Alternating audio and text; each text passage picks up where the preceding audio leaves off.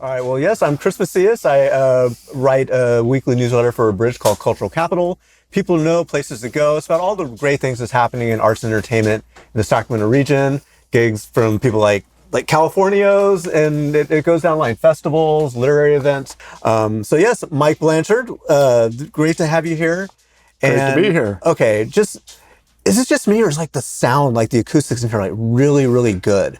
Yeah, it is really good. I mean, am I wrong? No. Well, this is an old building, and it's like it's like playing inside a guitar. And then all of the books have a very wonderful sort of sound dampening effect. So you don't have a lot of out of phase sound, and you just get a really nice sound out of this room, out of these old wooden buildings. So speaking of books, I don't know if everybody got to see the set list. Can you show that to the camera? So the set list is in the form of books. Of a bookshelf. And also some favorite authors, correct? Down here. It has the name of the song, and then who wrote the song, like it was the author, and then the band and the members of the band, and then some of my favorite books, different books that I really like. So I saw there's some really direct connections here. Salinas, you have Steinbeck down there. So what is it about Steinbeck's writing that sort of speaks to you just as someone who enjoys to read, or does it inform your songwriting? Well, I guess probably with Salinas, right? Yeah, it definitely does inform my songwriting. I grew up in the Monterey Peninsula, and so Steinbeck is very much alive there, even to this day. And I mean, my parents know people I've met. I know people who knew him, who remembered him, and who had talked with him, and just his view on human nature and the way that he wrote was like the common is written, like the common man, but he's telling things that at the time people didn't really want to hear. And I mentioned, after he wrote Grapes of Wrath and some of these books, he was viciously attacked to the point that he took to carrying a gun around. And it was the same kind of MAGA nonsense, so sorry about the politics. But, these things run through society. And so, he was looking at the common man, and there were so many people that were in dire straits. And I just love his view of human nature and the way he writes about it. It's a vibe. Yeah. And having grown up there, I remember Cannery Row before the tourists, before the aquarium. And you read Cannery Row and you can just kind of smell the salt, the tide's coming in, and you can smell the seaweed. And, it's just, it has that feel. Okay, so one of the books or publications that was soaking up some of the wonderful sounds here is one of your own. So this is Self-Serve. This is a collection of Mike's photos. You might not know, he was a staff photographer for Thrasher magazine back in the 80s. So along with his musical talents, I've also known Mike as just being a great photographer. So they have some copies of this here. I couldn't, when he told me this was going to be coming out a few months ago, couldn't wait. I mean, it really captures skateboarding at a really pivotal time in the 80s when it was really becoming mainstream in a lot of ways, but also the whole street skateboarding with like the World of Your Skate part was coming up. So there's some really great photos of like, not only just from the top pros back then, but what it felt like to be in NorCal at that time, in the parking lots and in the ditches and in the pools. Well, Sacramento was central to a great reason why skateboarding is as big as it is today. It comes from Sacramento. So. Yeah, and we talked about this a little bit the other day, but just your POV as a photographer, because I think, is that sometimes like a blessing and a curse that, you're walking around, you're just seeing things like, oh, I wish I had my camera, or how do you know like when something like that's the shot, are you thinking in terms of a composition? Is it a feeling? What's your photographer kind of ethos? Yeah, I mean, it's light.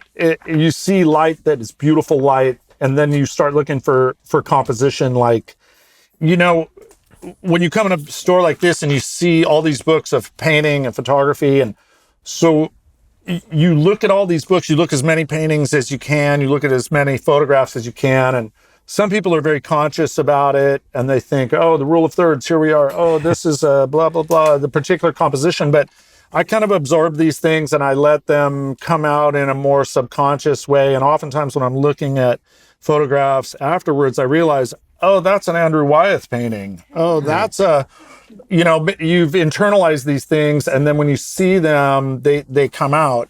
But a lot of it is you as a visual person, you train yourself to actively see. So many people so many people walk through the world without ever actually seeing or looking or seeing what's around them.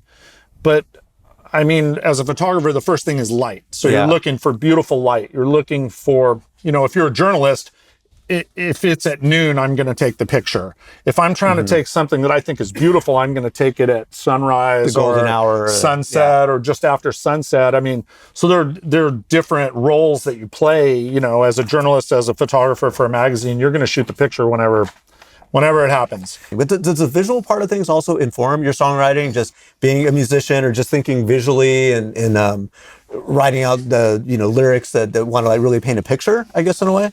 Absolutely. I think all of these things are really tied together.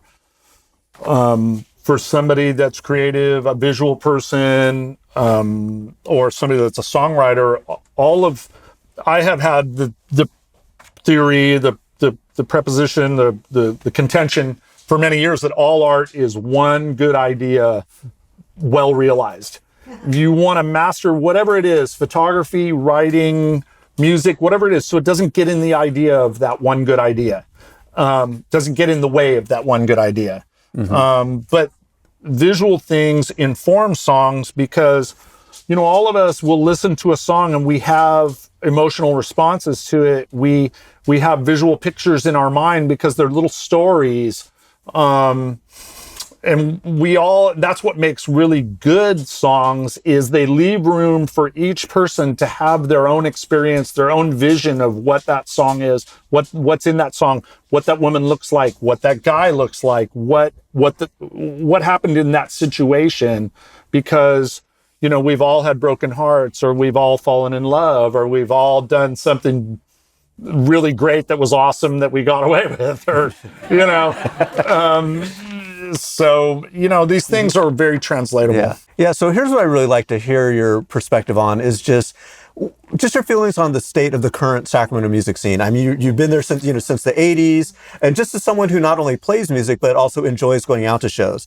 So as far as a working musician, do you feel like there's enough clubs and gigs to go around in town right now? As someone who likes just enjoying music from other people, do you feel like there's enough choices? I mean, what the state of Sacramento music, how do you feel about it? I think it's really good. I keep meeting young people who have bands that I've never even heard of, and I see them play, I hear them play. I'm like, wow, holy smokes! The Lab Rats, the Snares, bands that I don't even know what their name is. I've seen them, and they're incredible. These young people who really can play. I think there are places to play. We've played virtually every place there is to play here. And when Vinny and I had a band called the Tattooed Love Dogs for many years, there are a number of places around town. Shout out Tattooed Love Dogs.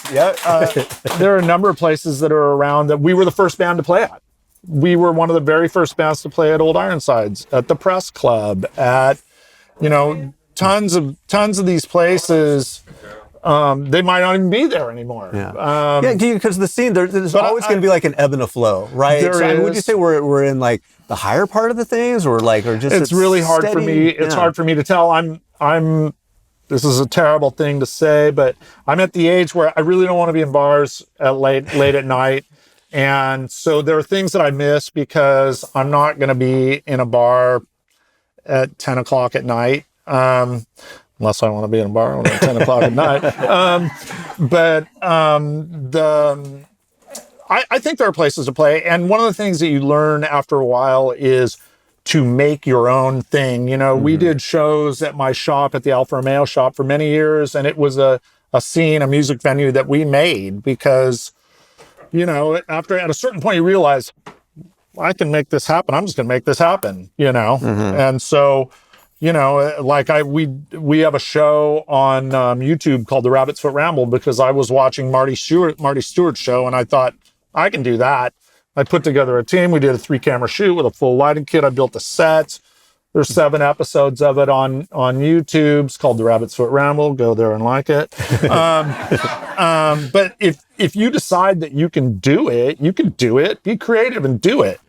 Who do you think, or just to name a couple of bands you think that are really kind of on the up right now, people should be looking out for? Well, definitely the Snares. I love those guys. Yeah. Lucas, the drummer, has played with us before, and Vinny's known him since he was a a shaver. So, you know, and I'm huge on the Acme Rocket.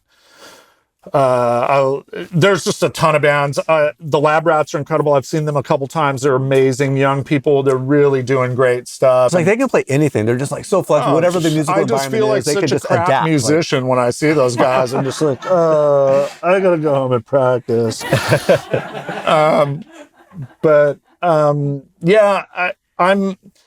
I think Sacramento's vital. I mean, there have been a lot of really good bands that have come out of here, the Deftones and Cake, and you know, a bunch of really good bands. This has been a good place to incubate bands because there are places to play.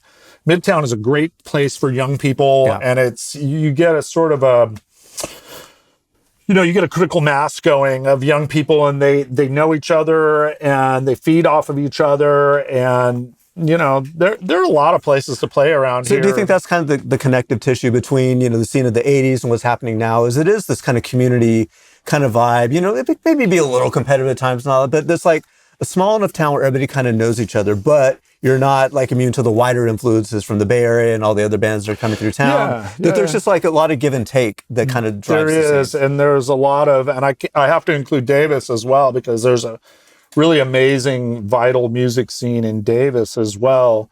So this whole area, and like you said, you have bands coming through from San Francisco, coming through from LA, coming down from Portland and Seattle, and there are big enough venues like Channel 24, like Ace of Spades, where you can see these touring acts and really get a little jolt of energy, get some inspiration from... And you got to see Jack White by the side of the stage too, right? Wasn't that a big highlight? Well, Vinny and I have a friend who's one of his managers, and so we've had the opportunity to get to meet him and see his operation from behind the stage, and it's just incredibly inspirational. And that's, you know, a lot of people will say that the internet and streaming killed record companies, and to a certain extent it did, and you could argue the record companies needed a good kick in the teeth. But the thing that it brought was, and what Jack White really shows, is that you're the record company now. You take the opportunity to create something and sell it.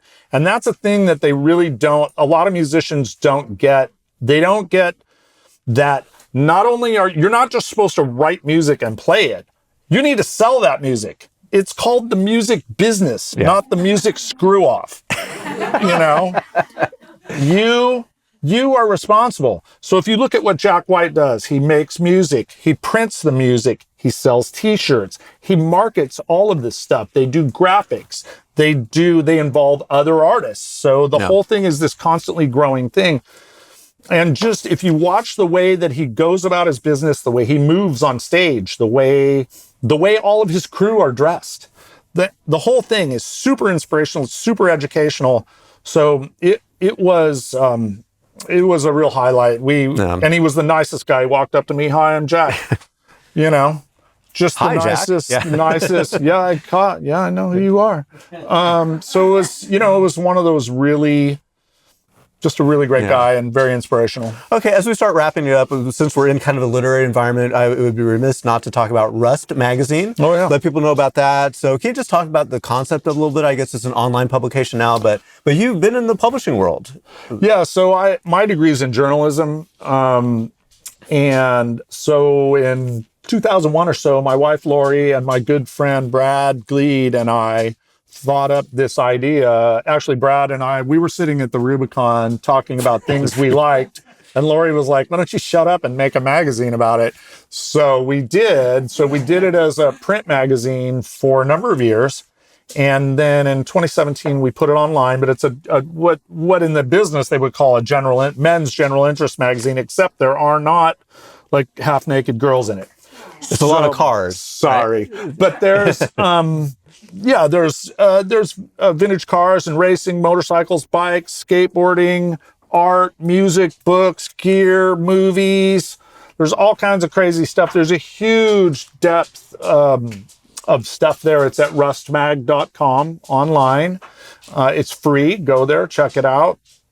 Definitely some good stuff in there. Whether or not you're a gearhead or not, it's really, there's a lot. But just the really writing that's involved, visually, because he's got the background and all of that. Well, so. we've been lucky to have really world-class photographers: Soroyan Humphrey, David Perry, Peter Vincent, Steve Abbott, people that are really, really good, very respected, published photographers, authors.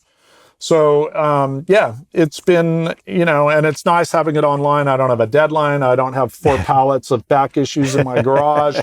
And, excuse me. So, it's something we do, and we do it as we're moved to do it.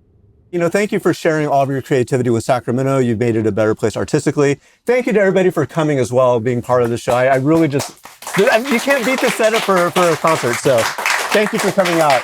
Cheers. Thanks, Chris. All right.